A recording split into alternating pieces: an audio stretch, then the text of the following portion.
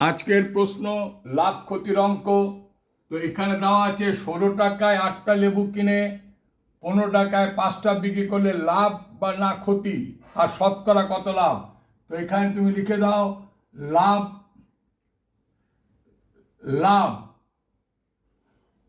যখন লাভ equal to বিক্রয় মূল্য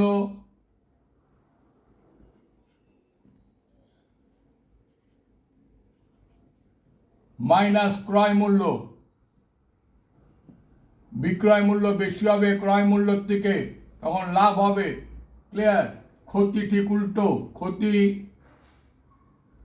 ক্ষতি হচ্ছে ক্রয় মূল্য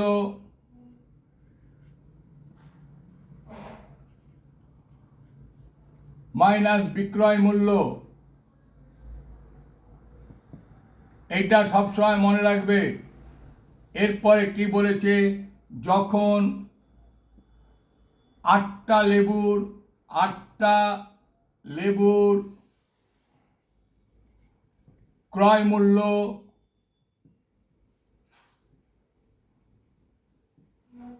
16 টাকা, তাহলে একটা লেবুর ক্রয় মূল্য 16 ভাজিত 8 সমান সমান 2 টাকা। ক্লিয়ার? এটা কাটলে 2 টাকা হবে। এইবার লিখবে যখন হোয়েন 5টা লেবুর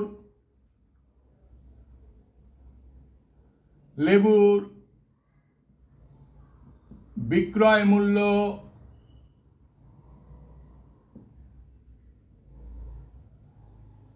15 টাকা,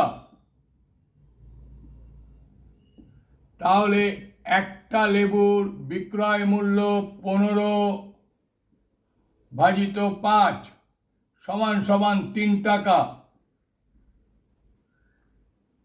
ক্লিয়ার? তাহলে এখন দেখো এখানে ক্রয় মূল্য কম বিক্রয় মূল্য বেশি, তাহলে এখানে লাভ হয়েছে।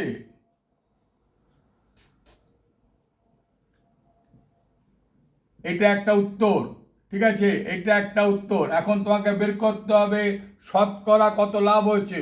তাহলে 2 টাকাতে আমার 1 টাকা লাভ হয়েছে, তাহলে এখন 2 টাকাতে যখন 2 টাকাতে 1 টাকা লাভ হয়েছে,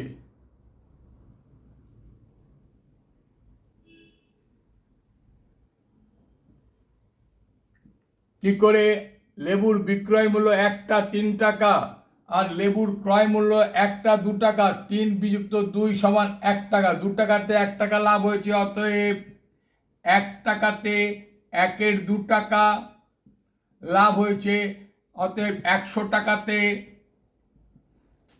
1-এর 2 গুণিত 100 টাকা লাভ হয়েছে সমান সমান 50 টাকা লাভ হয়েছে। লাভ লাভ তাহলে কি হচ্ছে এখানে অ্যান্সার? অতএব লাভ হচ্ছে লাভ সমান 50%। এইটা এই দুটোই অ্যান্সার। যদি তোমাদের ভালো লেগে থাকে তোমরা তোমাদের বন্ধুদের এটা শেয়ার করো আর আমার চ্যানেলটাকে সাবস্ক্রাইব করো। ধন্যবাদ।